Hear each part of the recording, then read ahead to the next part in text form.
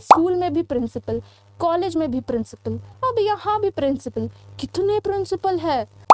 Confusion ही confusion है, solution का पता नहीं ये होता। हेलो एवरीवन, सो मेरा नाम ऋषिका मिश्रा है और मैं आप लोगों की बीएसटी एजुकेटर फ्रॉम अड्डा 24/7। सो अगर आप अपने क्लास 12th में हो या आप सीयूईटी की प्रिपरेशन कर रहे हो तो मेरे वीडियोस आपको बहुत हेल्प करेंगे। सो कैसी चल रही है आपकी तैयारी? आई होप बहुत मज़े में चल रही होगी। तो और बताओ कि क्या क्या टॉपिक आपको समझ में नहीं आ रहा है और क्या समझना है, मुझे कमेंट कर दिया करो। मैं अच्छे से क्लैरिटी वाली वीडियो बना लूँगी। सो आज का टॉपिक क्या है? आज का टॉपिक ना बहुत इंटरेस्टिंग होने वाला है, आप लोग बहुत इंजॉय करोगे। मैं वैसे भी ये डायलॉग ना हर वीडियो में बोलती हूँ, आप लोग बहुत इंजॉय करोगे। अब आप लोग बोल रहे होंगे मैम बीएसटी को भी, बिजनेस स्टडीज़ को भी कोई इंजॉय करता है क्या? अरे हाँ भाई करते हैं, अच्छे से समझ जाओगे ना, कॉन्सेप्ट की क्लैरिटी हो जाएगी ना, तो तुम्हें लगेगा अरे ये तो इतना इजी था, हमें ये चीज़ समझ में नहीं आ रहा था। इसीलिए बोलती हूँ पढ़ लिया करो ऋषिका मैम से। अगर कॉन्सेप्ट चाहिए ना तो पढ़ लिया करो अच्छे से, ठीक है? तो चलो आज हम लोग टॉपिक स्टार्ट करते हैं, प्रिंसिपल्स ऑफ मैनेजमेंट। प्रिंसिपल, इसमें भी स्कूल में भी प्रिंसिपल, कॉलेज में भी प्रिंसिपल, अब यहाँ भी प्रिंसिपल। कितने प्रिंसिपल है? डोंट वरी भाई, बहुत सारे प्रिंसिपल थियरीज भरे पड़े हैं दुनिया में, ठीक है? सो ये वो वाला प्रिंसिपल्स नहीं है, हेडमास्टर वाला प्रिंसिपल नहीं है, ये प्रिंसिपल है। ये रूल्स वाली प्रिंसिपल है, रेगुलेशंस वाली प्रिंसिपल है, ये जनरल गाइडलाइंस वाली प्रिंसिपल्स है। तो वो प्रिंसिपल मत समझ लेना कि हमें प्रिंसिपल सर को याद किया जा रहा है, नहीं भाई ऐसा नहीं है। ओके, तो चलो आज हम लोग पढ़ेंगे principles of management. Very interesting, ठीक है? So the master blueprint, what is this? The master blueprint for future CEOs. तो जिनको अपना बिजनेस करना है या जो आगे सीईओ बनना चाहते हैं, तब तो भाई ये आपके लिए आपको पढ़ना ही पढ़ना है भाई। कॉन्सेप्ट मिल रही है आगे, बिजनेस इज वेरी इंपॉर्टेंट भाई। आगे तो अपना कुछ सोच रखा होगा ना, कि मतलब बहुत लोगों के तो सपने होते हैं ना कि हमें ऐसा करना है, मुझे ये बिजनेस स्टार्ट करना है, मुझे ये करना है। सो समझो ये सब्जेक्ट कितना इम्पोर्टेंट है, और ये टॉपिक उससे भी ज़्यादा इम्पोर्टेंट कि क्या क्या रूल्स होते हैं, क्या रेगुलेशन होती है। देखो बहुत बहुत सही टॉपिक है ये, अच्छे से पढ़ लेना इसे, ठीक है? फिर बाद में मत कहना कि मैम ने समझाया नहीं था, ठीक है? तो चलो स्टार्ट करते हैं। सो सबसे पहले हम लोग पढ़ेंगे the chaos of a world without rules. अब इस दुनिया में अगर रूल्स नहीं होते, रेगुलेशंस नहीं होती, तो क्या होता?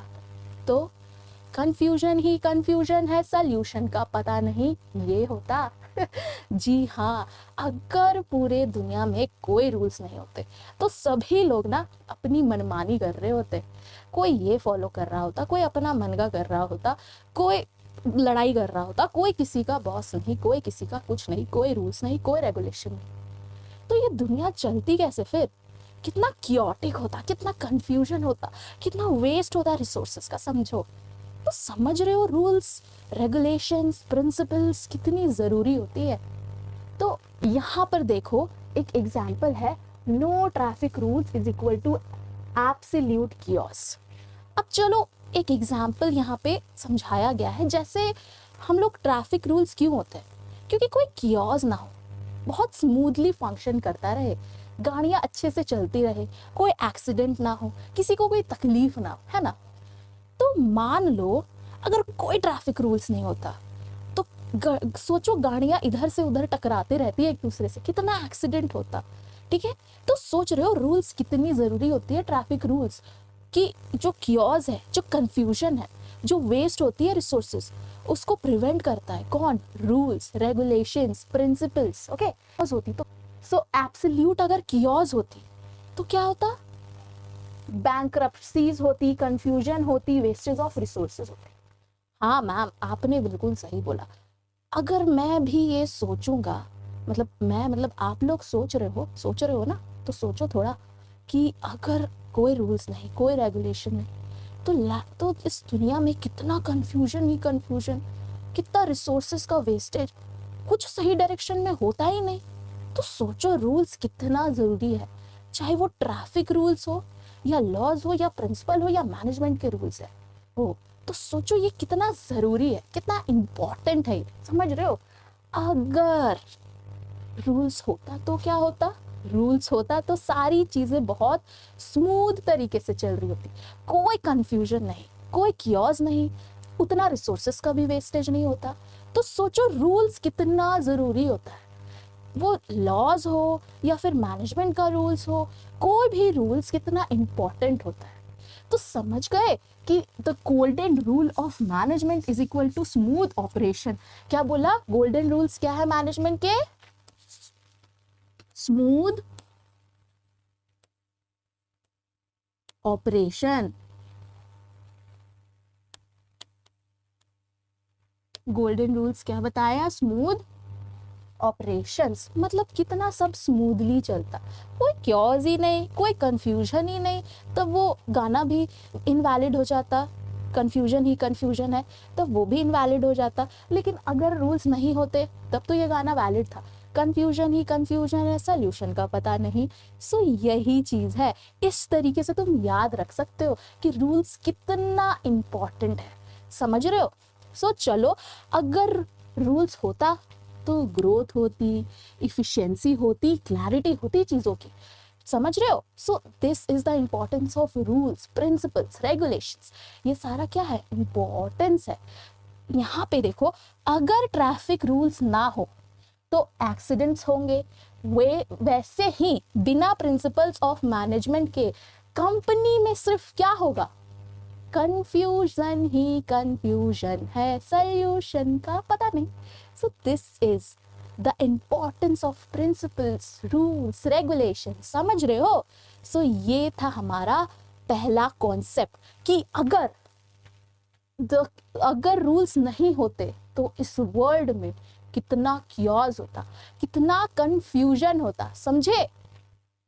अब नेक्स्ट क्या है, कॉन्सेप्ट कार्ड। क्या है concept card, what exactly are management principles.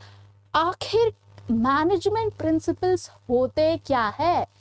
अब मैं तब से आप लोगों को बता रही हूँ रूल्स, मैनेजमेंट प्रिंसिपल्स, ये वो, लेकिन what are the management principles, ये भी समझते हैं हम लोग। बहुत मजा आएगा ये भी पढ़ने में, इजी वे में समझाऊंगी, ठीक है। सो पहले मैं आप लोगों को कॉन्सेप्ट कार्ड दे देती हूँ। क्या दे देती हूँ, कॉन्सेप्ट कार्ड, मतलब कॉन्सेप्ट दे देती हूँ, सिंपल। जैसे principles of management are broad guidelines that help managers make effective decisions and improve organizational performance। मतलब समझ में नहीं आया मैम, कोई बात नहीं, मैं हूं ना, समझा दूंगी। तो क्या बोला मैंने, प्रिंसिपल्स ऑफ मैनेजमेंट क्या है, ब्रॉड गाइडलाइंस है। गाइडलाइंस मतलब रूल्स, रेगुलेशंस है, किस चीज के, मैनेजर्स के लिए, जो हेल्प करते हैं मैनेजर को इफेक्टिवली डिसीजन लेने के लिए, ताकि जो ऑर्गेनाइजेशनल परफॉर्मेंस हो वो इम्प्रूव हो सके। सो this is the concept of management principles, समझ रहे हो।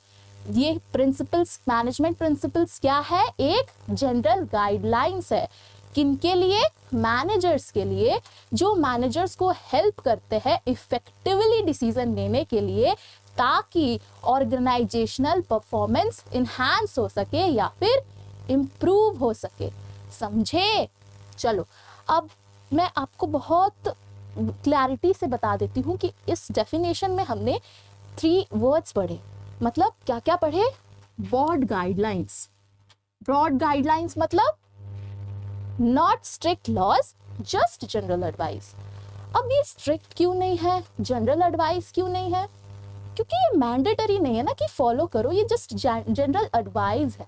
ये एडवाइस है ताकि आपका जो परफॉर्मेंस है या आप डिसीजन जो ले रहे हो वो बहुत इफेक्टिवली लो, ताकि ऑर्गेनाइजेशनल का परफॉर्मेंस इम्प्रूव हो सके। ये किसी पे मैंडेटरी नहीं है कि आपको फॉलो करना है, it's just a advice, it's just a general guideline, समझ गए। So this is broad guidelines. अब not strict laws but general advice. Second मैंने क्या बताया था, effective decisions. Effective decisions helps manager solve real problems. अब इफेक्टिव डिसीजंस कैसे वो लेते हैं? जब कोई ऑर्गेनाइजेशन में प्रॉब्लम होती है ना, तो मैनेजर्स प्रिंसिपल्स के थ्रू अच्छे से डिसाइड कर पाते हैं। प्रिंसिपल्स इतने इंपॉर्टेंट होते हैं, ये जस्ट एक नॉर्मल गाइडलाइंस है, बट फिर भी सोचो कितना हेल्प करते हैं मैनेजर्स को इफेक्टिवली चीज़ों को डिसाइड करने में। तो इफेक्टिवली डिसीजन लेकर मैनेजर करेंगे क्या? जो ऑर्गेनाइजेशन का परफॉर्मेंस है ना, वो इम्प्रूव करेंगे। समझ गए? So the next one is organisational performance, मतलब ड्राइव्स प्रॉफिट एंड एफिशिएंसी। अब मैनेजर्स क्या करते हैं? ऑर्गेनाइजेशनल परफॉर्मेंस को इम्प्रूव करते हैं। कैसे इम्प्रूव करते हैं? Drives profit. ऑर्गेनाइजेशनल परफॉर्मेंस अगर अच्छा होगा तो हमारा प्रॉफिट अर्निंग भी ज़्यादा होगा और हमारा इफिशिएंटली जो गोल है वो अचीव हो जाएगा। अब इफिशिएंटली गोल अचीव हो जाएगा, याद करो मैंने समझाया था आपको इफिशिएंटली क्या होता है? Achieve the desired output with minimum utilisation of resources and focusing on what? याद करो, भूल जाते हो आप लोग। कॉस्ट। Yes, cost. सही समझा आप लोगों ने। तो क्या क्या मैंने बताया? मैनेजमेंट प्रिंसिपल्स क्या होते हैं? जस्ट बोर्ड गाइडलाइंस होते हैं जो मैनेजर्स को इफेक्टिवली डिसीजन लेने में हेल्प करते हैं, ताकि जो ऑर्गेनाइजेशन का परफॉर्मेंस हो ना, वो इम्प्रूव हो सके, वो इनहैंस हो सके। सो बेसिकली ना कॉन्सेप्ट यही है मैनेजमेंट प्रिंसिपल्स के। तो समझ में आया मैनेजमेंट प्रिंसिपल्स कितने इंपॉर्टेंट होते हैं। डिस्पाइट कि ये मैंडेटरी नहीं है, स्ट्रिक्ट नहीं है, जनरल गाइडलाइन है, जनरल एडवाइस है, फिर भी ये मैनेजर्स को कितना हेल्प करते हैं ताकि ऑर्गेनाइजेशन का परफॉर्मेंस इंप्रूव हो सके। समझे? तो कितना इजी वे में बता देते हो मैम आप सारी चीजें, है ना? मुझे भी लगता है कि कितना इजीली मैं तुम लोगों को बता देती हूँ। चलो अब हम लोग नेक्स्ट क्या पढ़ेंगे? हम लोग नेक्स्ट पढ़ेंगे the mechanics of the blueprint, characteristics. अब हम लोग पढ़ेंगे characteristics of principles of management. क्या क्या कैरेक्टरिस्टिक्स होते हैं? तो चलो बहुत इजी वे में देखते हैं, समझते हैं क्लैरिटी के साथ। तो पहला क्या है? यूनिवर्सल। यूनिवर्सल और परवेसिव। और परवेसिव मतलब fits everywhere from a hospital to an IT company. अब हर जगह है, ये यूनिवर्सल है, कहीं भी मैनेजमेंट प्रिंसिपल आप अप्लाई कर सकते हो। जितना भी बड़ा से बड़ा ऑर्गेनाइजेशन है या जितना छोटा से छोटा ऑर्गेनाइजेशन है, चाहे वो हॉस्पिटल हो, चाहे वो स्कूल हो, चाहे एक आईटी कंपनी हो, चाहे सर्विस सेक्टर हो, कहीं भी ये मैनेजमेंट के प्रिंसिपल्स अप्लाई कर सकते हैं। ये यूनिवर्सल है, ये परवेसिव है। And next one is guide decision making, helps manager tackle day to day problems. अब मैनेजर्स को आए दिन नए नए प्रॉब्लम्स होते रहते हैं, क्योंकि ऑर्गेनाइजेशन इतना बड़ा है और काम इतना ज़्यादा है, तो मैनेजर्स का भी बहुत सारा काम होता है। उनको भी बहुत सारा रिपोर्ट प्रिपेयर करना रहता है, उनको उनके जो हेड है उनको जवाब देना रहता है। तो मैनेजर्स के अपने अपने काम होते हैं। सो मैनेजर्स को जो मैनेजमेंट प्रिंसिपल्स है ना, वो हेल्प करते हैं कि वो जो डे टू डे प्रॉब्लम्स है उसको बहुत ईजी वे में सॉल्व कर पाए। सो देखो ये कितना हेल्पफुल है। अब next one is based on observation.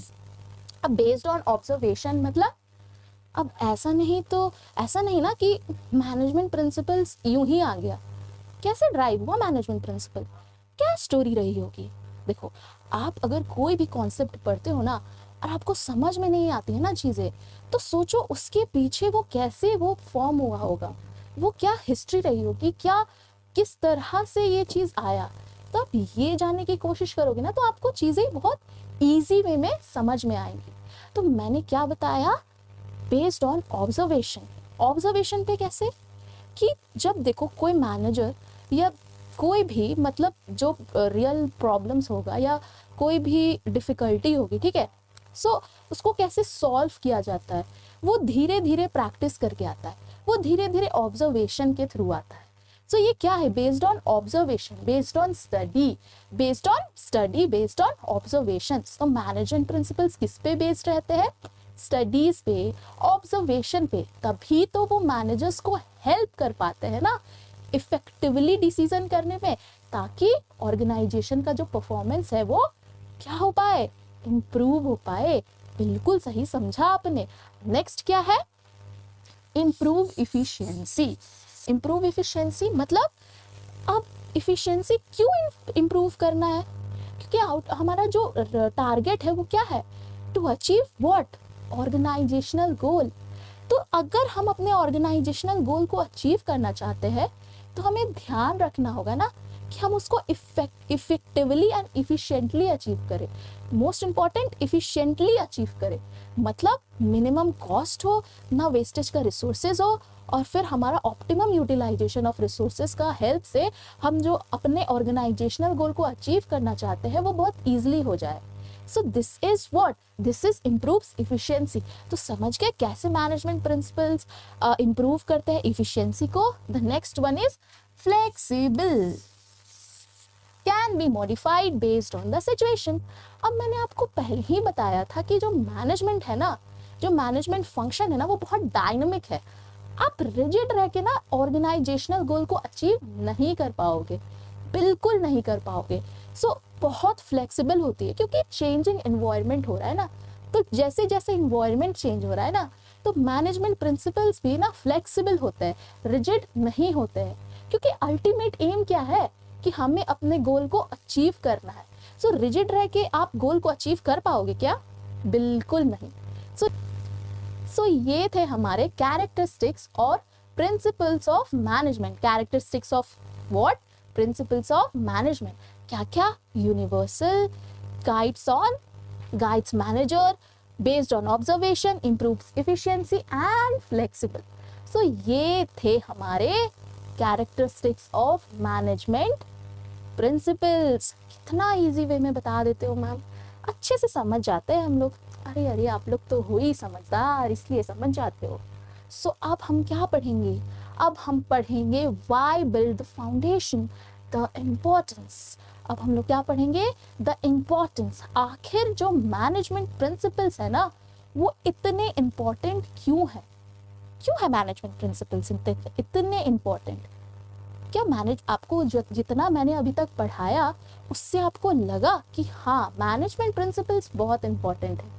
तो क्यों है, क्योंकि सक्सेसफुल इंटरप्राइज वो होते हैं जो साइंटिफिक डिसीजंस पे बेस्ड रहते हैं, मतलब लॉजिक पे बेस्ड रहते हैं, डेटा पे बेस्ड रहते हैं, मेजरमेंट्स पे बेस्ड रहते हैं। ऐसा नहीं कि कुछ भी रैंडमली मान लिया।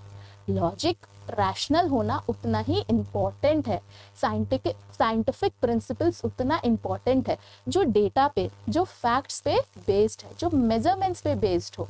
So based on scientific decisions, ये थे। नेक्स्ट ऑप्टिमम, नेक्स्ट क्या है, ऑप्टिमम रिसोर्सेस यूज। अब क्यों जरूरी है, ताकि हमारा रिसोर्सेज वेस्ट ना हो, कम से कम रिसोर्सेज में, कम से कम कॉस्ट में, विदाउट क्वालिटी कॉम्प्रोमाइज, सारा चीजें हो। सो इसीलिए मैनेजमेंट प्रिंसिपल इंपॉर्टेंट होते हैं। Next one is adaptability, helps business survive changing environment.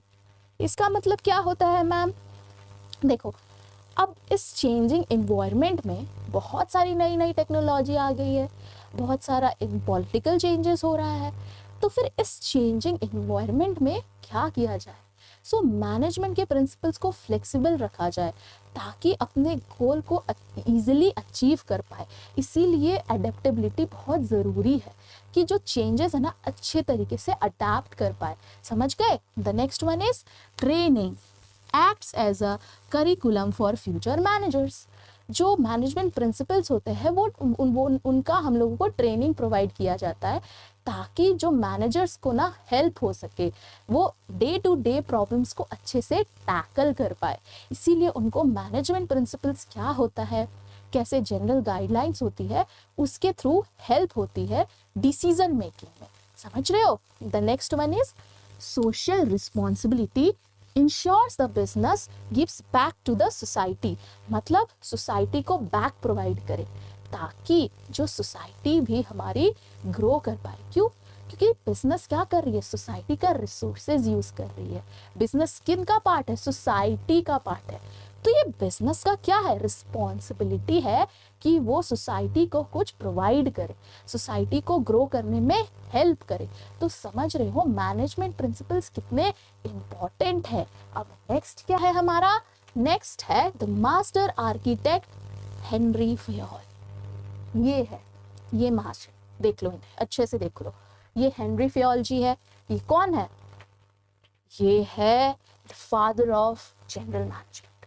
कौन है, फादर है, हमारे नहीं, जनरल मैनेजमेंट के।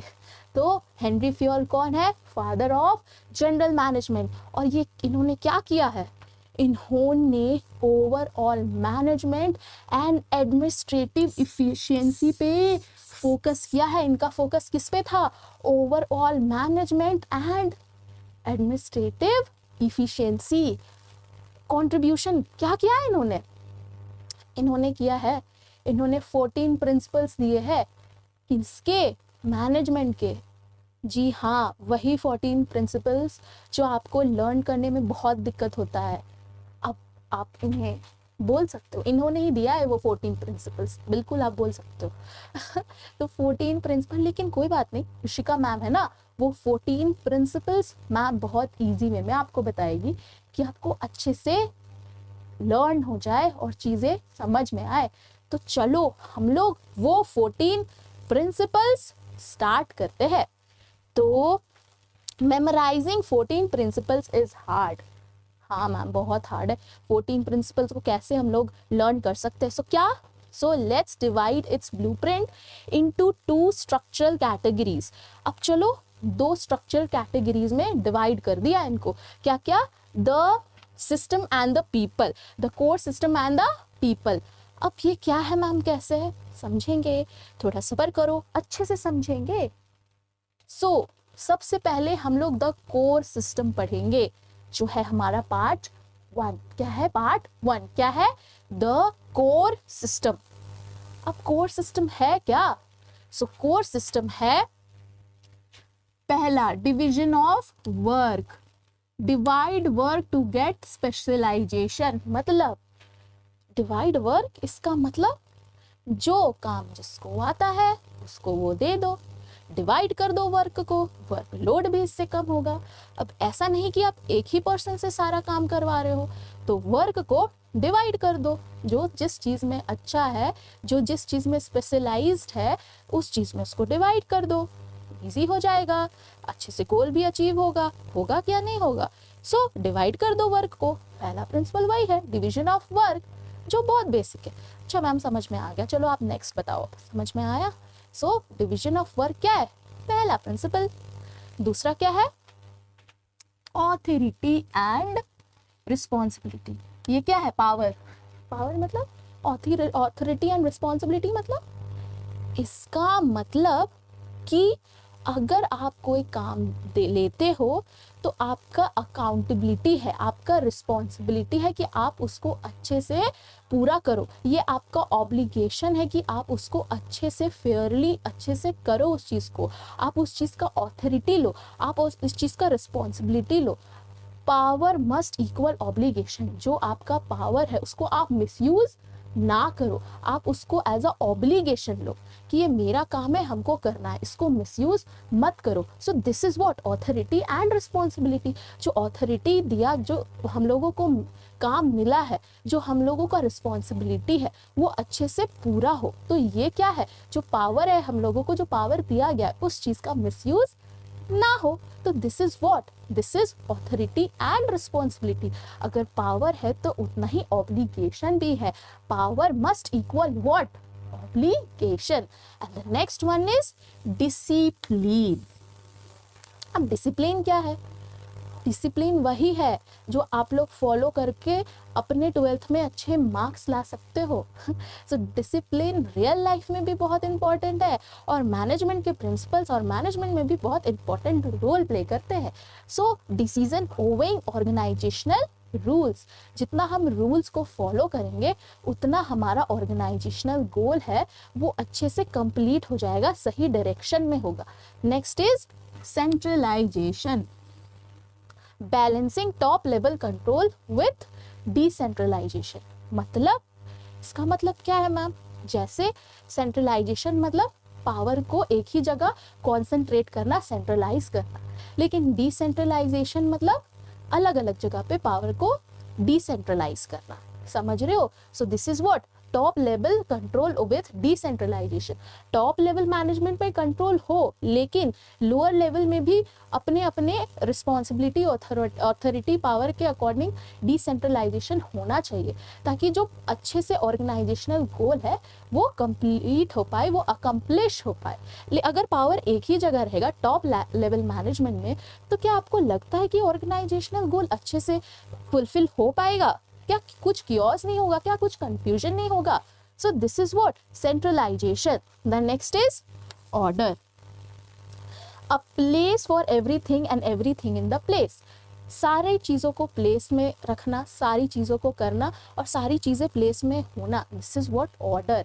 अगर कोई आपका सुपीरियर ऑर्डर दे रहा है, उसको टाइमली कंप्लीट करना, सही तरीके से कंप्लीट करना, ठीक है। So this is what order. और किसी को अच्छे से ऑर्डर देना, जो काम दिया गया है वो काम उससे हो रहा है या नहीं वो देखना, this is what, this is order. अब स्केलर चेन के बारे में पढ़ेंगे जो बहुत इम्पॉर्टेंट है।